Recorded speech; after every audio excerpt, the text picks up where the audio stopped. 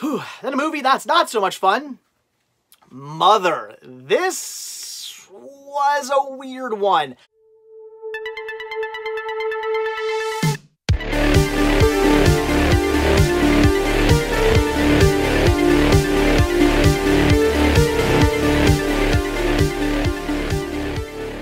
Hey everybody, today's adventures bring us back into the library because we're gonna do something that you guys supposedly want me to start doing, and that is month end reviews, where we take a look at everything I've watched from last month, this case November, and I give you my very brief thoughts on everything. So, all right. Let's dive in. All right, so the first title I checked out was DOA, A Rite of Passage. I guess technically a documentary, but I would say more of just kind of a look into kind of the end of like the beginning of punk, if that makes sense. The beginnings of punk rock, the big punk rock movement back in like the late 70s into the very early 80s only lasted a couple of years. It pretty much died out very, very fast because it just gained a huge momentum really quickly and became this big thing, and then it kind of crushed itself. It imploded. And you know the saying, punk's dead. I mean, that's where that came from, back when the whole punk scene just kind of became this huge thing and then imploded on itself, became way too mainstream. It still went on, but again, in more of a mainstream kind of fashion. So this kind of takes a look into the time period when punk was, the big punk music was sort of almost kind of on its way out and getting a bit mainstream, featuring the Sex Pistols quite a bit. This documentary, it's a lot of Sex Pistols. Great band, nothing wrong with that. So it was a decent movie, but again, not so much about punk in general as it is just kind of a look into that time period of punk rock. So it's interesting. It's worth checking out.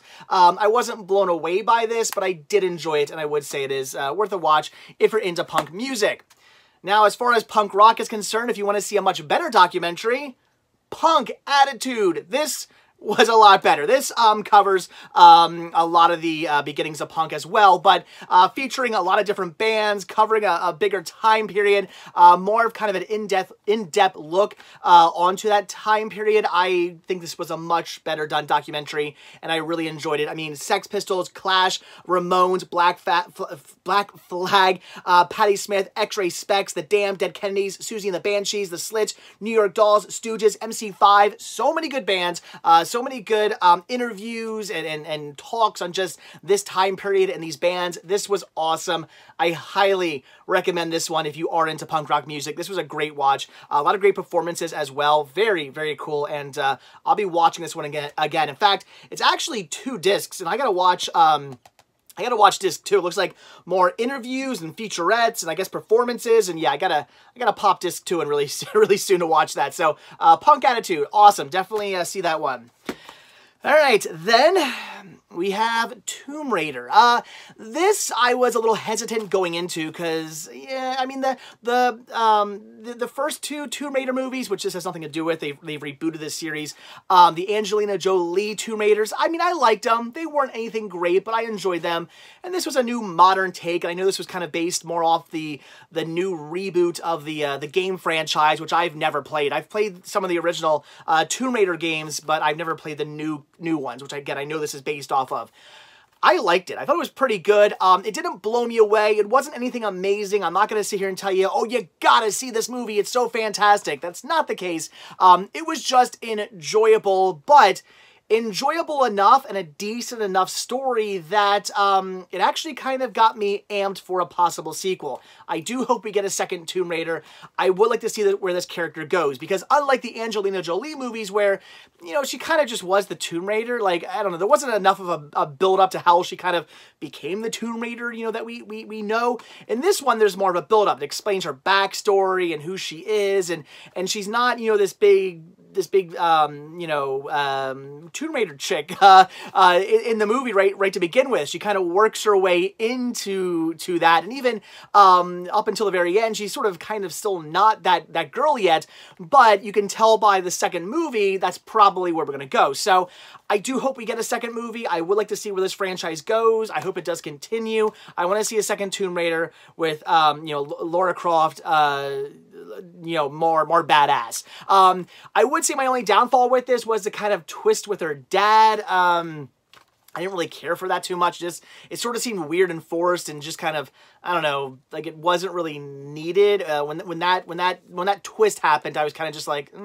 I don't know. I mean, it didn't kill the movie for me, but I think the movie would have been fine without that, or if it would have gone in a different way. But either way, Tomb Raider, not the greatest movie not the greatest movie of, oh my gosh, not the greatest movie I've ever seen. There we go. But a decent enough action popcorn film. I would recommend it. And if you're anything like me, you're looking forward to a sequel and you want to see where this one goes, because it could get good. Then we have Tag. This was a great comedy. I love this one. Based on a true story as well, about a bunch of guys who, to this day, still continue to play tag every single year. And it's really cool. It's awesome to see these guys, you know, from all different, well, from one area, but then now they live in all different parts of the world or country. All different parts of the country. I don't think they live in different parts of the world, or I don't know, I guess they could. So they all, you know, coming together at one time of the year to play this game of tag, and it's really interesting. Again, it kind of takes this weird, very weird twist at the end that you don't see coming, that it kind of a downer, but anyway, it still is what it is. I like this one. It was a decent movie, very funny, had some great moments in it. The cast is fantastic. Tag was enjoyable. If you like modern day comedies, I would say watch this one. I got a kick out of it. Then we have the Elastigirl movie, Incredibles 2, which is what this movie was, let's face it. This was the Elastigirl movie. It does feature, you know, the whole family, of course. It is a direct sequel to the first movie, I mean, with the Underminer and whatnot. I mean, it's great the way they kind of pick up where the last one left off. I love that. But it is really an Elastigirl movie. It's all about, it really features Elastigirl and what she's doing, and the whole twist that kind of comes based around her. And you do sort of see the twist coming. I mean, you know, with bad guys and whatnot. I mean, it's not exactly. If you've seen any kind of like movie where, you know, the person that you think is on your side ends up being a bad guy in the end, you kind of see it coming. I don't think I'm spoiling anything for you guys, although I won't give away the full twist, but still, it was an enjoyable movie. I'd say a solid sequel to The Incredibles. If you like The Incredibles, you're gonna like this one. You're gonna want to check it out. Great movie, great Disney Pixar film. But again, lots of Elastigirl, not so much everybody else, but we do get some great scenes with other people. The scene with Violet, I think, is one of the funniest scenes where she spits some water out of her nose. It got me laughing pretty good. A lot of people like Jack and the raccoon. Good scene, but I don't know, Violet and the water, that's what does it for me. Anyway, still great movie. I would recommend this one. Solid sequel to Incredibles. Then I watched Rick's Dad in Bazaars Stories, or, well, I guess it's just called Bazaar of All Nations. It's weird. The documentary is actually called Bazaar of All Nations, but on the front it says Bazaar Stories are in the bag. Anyway, so yeah, Bazaar of All Nations, which is a documentary about the Bazaar of All Nations, which was a big kind of like flea market, sort of like one of the first kind of like malls in the area, in this area actually, right outside Philadelphia. It kind of was this new sort of blend. At that time, big indoor malls were not the thing yet. Flea markets were still the thing, and this kind of combined the idea of a flea market and a mall, kind of put them together, and it became something like, you guys may remember seeing me at places like Zern's and stuff like that. It kind of had a very Zern sort of feel, which unfortunately it's no longer around anymore. That's a shame. And it was a bunch of vendors set up in this place selling all kinds of stuff. They say you could get anything at the bazaar, which again is what people used to say about Zern's all the time. You need a belt for your vacuum cleaner, you go to the bazaar. You want something good to eat, the bazaar. You want some music, you want some tools, you whatever you want. Do all your shopping at the bazaar. You can get everything there. Carpets. You want a picture framed. I mean, it's all at the bazaar. bazaar, and Rick's dad actually had a stand in the bazaar, which was pretty awesome. I believe it was like a coin store, if I'm not mistaken. Hopefully I'm not ruining that, but he's actually featured in this. I'm watching the documentary, knowing he's going to be in it, because Rick told me he was in it, and I'm looking, people pop up, and they put their name in the corner, and I'm like, that's not him. That's not him. Like, who's Rick's dad? And as soon as Rick's dad popped up, before the name came on the bottom, I was like, that's him, because it looks like Rick. So awesome. This was really good. I'd never been to the bazaar, even though it was around during my time. I would have been pretty young. Never actually went there, but it did hold a great place in my heart. This movie anyway, or this documentary anyway, because again, it reminded me of Zern's, which is a place I grew up with and a place I loved very much, and it was very, very similar. And of course, with Zern's being gone now, it is very sad. And Rick was telling me stories about how he used to hang out here all the time, and how it was sad that it's not around anymore. And listening to the people talk about the bazaar and how great it was and how sad they are it's not around anymore. Seems like an amazing place, and it is a shame that it doesn't still exist, because I would love to go out there. I guarantee you we would have already been at the Bazaar of All Nations at this point if it still existed, because I would have wanted to go out and do some hunting there. So unfortunately, not a thing anymore, but a great documentary about something amazing that once was. So maybe not for everybody, but I love this. This was fantastic. All right, up next was a movie shot on an iPhone. Unsane. Yeah, so this whole movie shot on a phone. I believe it was an iPhone anyway, which was a really interesting idea for a movie, and it worked out. I like this one. I know it's not for everybody, because I heard some people say they loved it. Other people said not so much.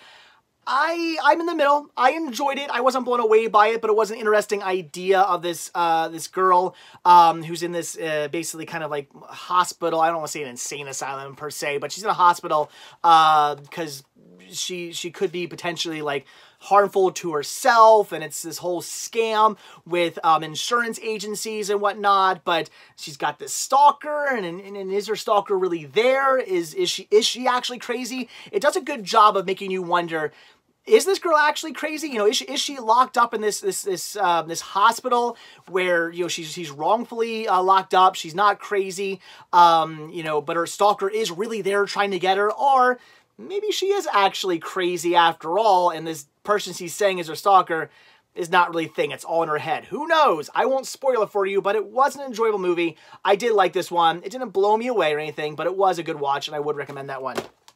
Then, because I have not watched it in a good long time, Walk Hard, the Dewey Cox story. Oh my gosh. I had to watch this because I was listening to the soundtrack in my car. This is such a good movie. This is one of my all-time favorite comedies. I'm going to say like probably top 5 all-time favorite comedies. I know it's not a Judd Apatow movie, but it was produced by him, so I'm going to still call it a Judd Apatow movie. So my favorite Judd Apatow movie? I don't know. It's great, though. It's obviously a take on movies like Ray and Walk the Line. It's kind of a mixture of those two movies together to make a parody of them. But it's fantastic. The music is amazing. John C. Reilly actually did a tour promoting this where he was singing the songs, playing his Dewey Cox character. I mean, I would have loved to have seen that. That would have been great. I wish they would do it again. I would love to see Dewey Cox on stage. It's great. So, I cannot recommend this movie enough. It is extremely funny. If you're a fan of Ray and Walk the Line, I recommend checking out Walk Hard. It's a parody of those movies, essentially, and it's so incredibly good. I can't get enough of this. In my opinion, this right here, comedy gold. I love this film. Had to rewatch it. Then we have Hotel Transylvania 3. I can't talk tonight. I would say the movies sort of, you know, if somebody said rank the Hotel Transylvania movies, I'd say 1, 2, and 3. However, that's not saying they're getting bad. I still thought this was a fairly strong movie. It was very enjoyable. I like the plot. I like the characters. I enjoyed this. It's still, in my opinion, a strong franchise. I'm not saying we need a 4th movie. I wouldn't be surprised if we got one, but we don't need to do that. Let's just do a trilogy and be done with it, because if you keep making these, they are going to start to really go downhill, I'm sure. But again, I think it was a very strong movie. I did really enjoy this. Although, to be honest, now I am kind of curious where Dracula and his love interest are these days. So maybe, I don't know, maybe a 4th movie wouldn't be the worst thing in the world. Or maybe it would. I don't know. Anyway, I loved Hotel Transylvania 3. 1 and 2 are also fantastic. They're great movies. They're very enjoyable. Yeah, again, recommend these ones. And this one, if you've seen 1 and 2 and you like those, you're going to want to check out 3, in my opinion. I thought it was great. And I got to get the soundtrack. I want that song that makes the Kraken go bad, that Van Helsing plays. I want that track. I got to get the soundtrack to this. I want to have that just pumping in my car. All right, then we have The Meg. Oh, this was awesome. I am a big fan of just cheesy creature feature movies, or just, you know, like Lake Placid or Piranha, or what else? Anaconda, Crocodile. All those movies about just giant animals attacking, and oh man, that's what we got here. This movie was cheesy to all extreme, and it was great seeing Jason Statham in the role too, because he plays it straight. I mean, Jason Statham, you know, he's not playing it cheesy. He's playing this, well, I mean, it is cheesy, but you could tell he's kind of trying, I guess, and I love that about the character. He didn't ham it up too much, in the sense that he seemed like he was hamming it up. He hammed it up in the sense that you're like, wow, it's just cheesy writing. It was great. All about them, like realizing that, like, the Mariana Trench, am I saying that right? You know, is deeper than they thought, and they go down, and it turns out there's these, like, megalodons down there. When they come back up, they opened up like a seal in the water. I don't know. It was like this like gas level of water or something like that. They opened up a seal so the Meg could come out, and now the Meg's attacking people, and Jason Statham's got to stop them. And oh my gosh, it's so good in a cheesy, ridiculous monster movie kind of way. If you're a fan of these films, watch it. I felt like I was back in the late 90s, early 2000s watching movies like Anaconda and stuff. I love this movie. Oh my gosh, this is my thing. Watch it. It's so much fun. Whew. Then a movie that's not so much fun. Mother. This was a weird one. Yes, I know the premise of the movie, and I don't know if I should give it away or not. All about basically kind of, it's sort of a, I don't know, we want to say the Bible, kind of, Mother Earth, and religion and Christianity, and it's weird. It does a good job if you know what they're talking about, if you can pick out who, you know, what each character represent, like, or who each character represents, like, sort of in the story of, like, creation and whatnot, it makes sense. But it's a weird movie, and the scene with the baby, ooh, that was tough to watch. I heard some people actually during the screening of this literally got out and left the movie when the baby scene came, because yeah, that was a tough. I'm like playing with this now, trying to think about that, because I don't want to think about it. It's rough. If you've seen it, you know what I'm talking about. If you haven't, be prepared. You're gonna watch a baby die, like a newborn baby die, and it's somewhat graphic. It's quick, but watching the baby start like peeing, because you can tell, like, they're handling this baby. It's this big crowd. It's picturing a crowd surfing like infant, and it starts, you know, crying and crying, like, oh my gosh, what's going on? Then it starts peeing everywhere, and you can tell, like, the reason it's doing that is because they're handling it way too hard and rough, and then neck snaps. I did not like that. My wife and I watched this one together, and we were both like, I don't know. But I wouldn't have gotten out and walked out. At this point, you're already like 2 hours in the movie. Just keep watching. So it's weird. It's bizarre. This is not going to be for everybody. I honestly will probably never watch this one again. It's not that I didn't get, again, I got it. I understood the point of it. I understand the story. I didn't really care for it too much, because it is kind of really bizarre. And it is very, I don't know what you want to say. It's very, it's just weird. It's all I can say about it. It's a weird movie. But again, some people love this movie. Some people didn't. I thought it was just kind of, I don't know, a little too weird, in my opinion. But hey, it wasn't bad. Watch it if you want to, but just prepare for something very strange, and maybe possibly you'll want to look into the meaning behind the movie first, and maybe you'll enjoy it more if you kind of understand what's going on, because I can understand how people could be very lost watching that movie. All right, then we have Won't You Be My Neighbor, a documentary all about Fred Rogers, and this was awesome. If you're like me and you grew up with Mr. Rogers, this is definitely something you're going to want to check out. Talks about, obviously, from his beginnings as a pastor all the way up until, you know, the ending of the show and whatnot, and it's an amazing watch. I just can't recommend this one enough. It's such a good movie. I mean, 4 stars, no Washington Post. I'm going to give this one a 5-star rating. It's that good. Again, if you're like me and you grew up with Mr. Rogers, you love Mr. Rogers' Neighborhood, it's one of your favorite shows as a kid, this is something you're going to want to check out. This man was just amazing. He was a great person, and this is a great documentary that highlights how just fantastic of a person he truly was, and how he changed television and what he brought to television and how he really helped children out and how much he loved children, had a passion for children. Yeah, this is one you got to see. Then we have Super Troopers 2. If you haven't seen Super Troopers 1, don't watch this movie because you're not going to like it. This is definitely a sequel for fans. That's what I'm going to say. Because the movie wasn't, I wouldn't say this movie was anything brilliant. It didn't blow me away. It wasn't like super funny.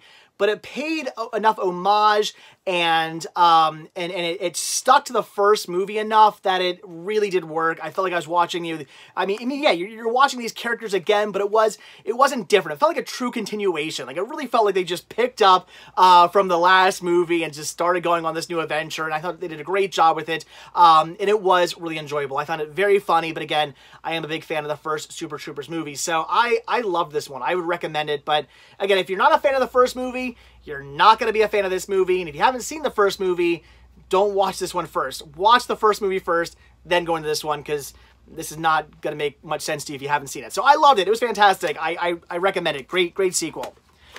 Then also, because I was listening to something in the car, just like Walk Hard, I was listening to some of my Billy Crystal biography, and he was talking about the movie 61, which he produced, and I believe directed too, right? Or yeah, produced and directed. And this is a great movie. I have seen this before. It is very enjoyable. All about, who is it? Mickey Mantle and Roger Marin, and their chase for basically...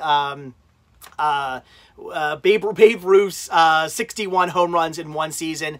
Of course, at this point, the reason for the asterisk there is because the seasons had been elongated, so it's kind of like, well, does it really count as 61 home runs? You know, are they really breaking Babe Ruth's record if they're not making those records in the same time period that Babe Ruth did? And they did, you know, I believe it was Roger Marin did end up getting 61, so he actually ended up tying Babe Ruth, but not in the same time period, so they put the asterisk. Later on, they took that out, apparently. Yeah, a great documentary. It's really, or not documentary, a great, I guess, biopic, I would say. It's kind of like, it's like you're watching a documentary in a way, yeah, great biopic on these two characters chasing this ghost of Babe Ruth and trying to watch them get these 61 home runs in one season, and they're kind of like they're friends, you know, two people who were just very different from each other coming together, the way fans treated them. It's a very interesting look at this time period.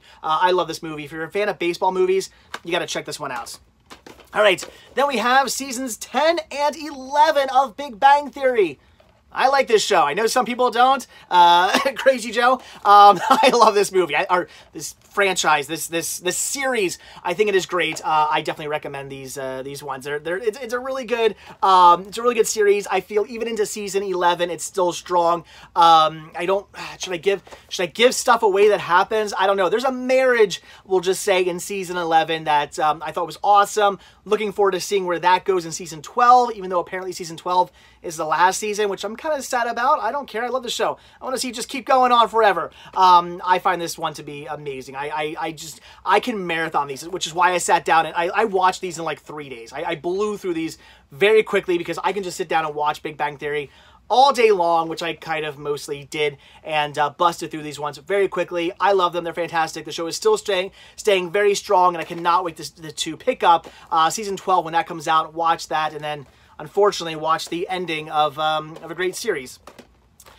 Then I had to watch Young Sheldon, which is the TV series based on Sheldon from Big Bang Theory as a kid. At first, I was a little kind of put off by this movie, or God, why do you say movie? This TV show. I wasn't blown away by it, but as the season went on and the characters developed more, I actually did start to really enjoy it. They flushed out the characters more, and it became more of an enjoyable show. This is not shot like Big Bang Theory. This is shot kind of like, I'd almost say this is kind of, it has a very similar feeling to like if you ever seen shows like The Middle. It kind of has that kind of a feel to it. Very Middle-esque, I would say. But again, very enjoyable. Starts out kind of slow. If you've only maybe seen the first or 1 or 2 episodes, I recommend actually sitting down and watching the entire first season. You might actually start to enjoy it more. Again, the characters get more fleshed out. You start to actually appreciate the characters more, get to understand the characters more, get to enjoy the characters more. And I do look forward to a season 2. Again, I don't enjoy this one as much as I enjoy Big Bang Theory, but I did still enjoy it. It was a good watch, and I want to see more of it. So, Young Sheldon, I would actually recommend it, but just, again, sit down, try to get through the first season, and then make your thoughts in the end. It was cool. And I also love how Sheldon's mom, and I know I should know names, I don't though, but Sheldon's mom from Big Bang Theory, her daughter plays the young version of his mom. I love that. That's so awesome. I thought it was really cool. And again, I don't know any actresses' names. I'm stupid. All right. And then finally, one last title. We have Christopher Robin.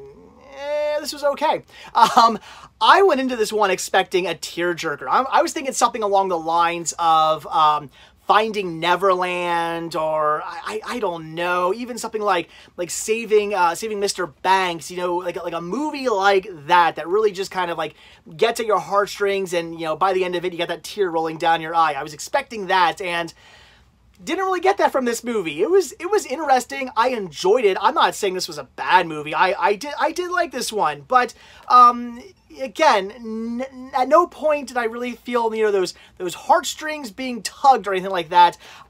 It was just an enjoyable film about Christopher Robin, you know, growing up, leaving the 100-acre woods and kind of leaving his friends and his imagination behind, and then it all kind of coming back to him. But again, it doesn't really come back to him in any kind of like emotional sort of way or anything like that. Like Pooh Bear just kind of like, because apparently like that, the 100-acre woods like is like a thing. Like it's real, I guess. And there's like a doorway into like this reality, and Pooh Bear just kind of walks through it, and he's back. And it's like, oh, okay. So I don't know. I enjoyed it. I thought it was good. I would recommend this one if you're a fan of Winnie the Pooh. If you're a fan of Disney, it is worth checking out. It was a good movie. It's just not quite what I was expecting it to be. Not as good as it could have been.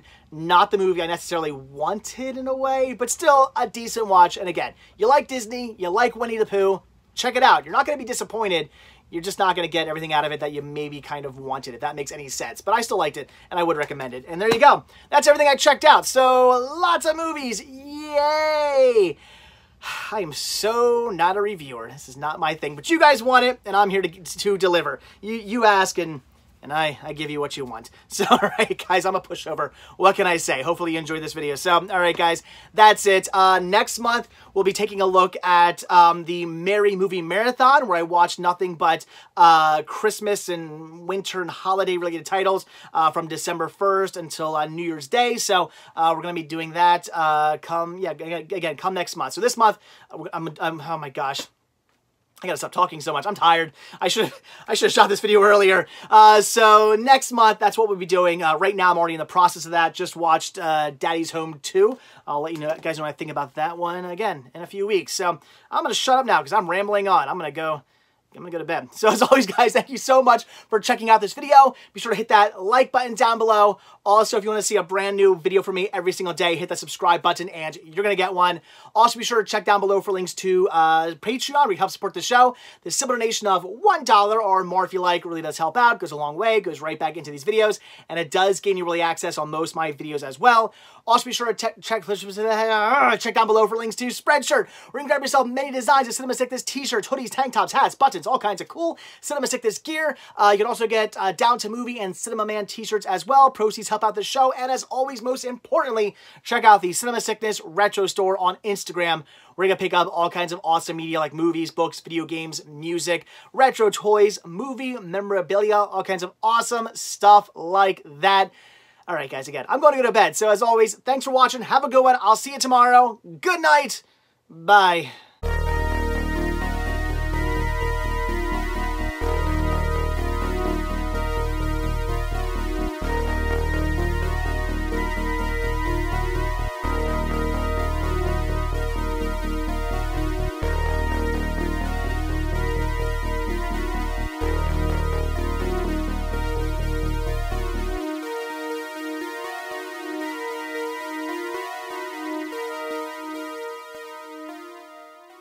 Oh my gosh, wait a minute, hold on. I almost forgot to talk about one other movie I watched, and that was Wreck-It Ralph 2, Ralph Breaks the Internet, which, believe it or not, I saw in the theaters. Wow, yeah, I went to a theater to watch a movie. Don't do that too often. Went out with the family, actually, on Thanksgiving Day to watch it, and oh my gosh, we all loved it. It was fantastic. It is a very solid sequel, in my opinion, to Wreck-It Ralph. If you loved Wreck-It Ralph, you're gonna like Wreck-It Ralph 2. It is a great story. And I love the end as well. I won't spoil it, but they could have gone with this like super amazing happy ending, and I felt they kind of went with a more like real life ending. I thought that was really cool. You know, not everything always works. That's kind of the almost sort of the motto of the movie, is that not everything's going to work out the way you want it to, but you got to kind of make the best of things. You know, you can't always get things your way.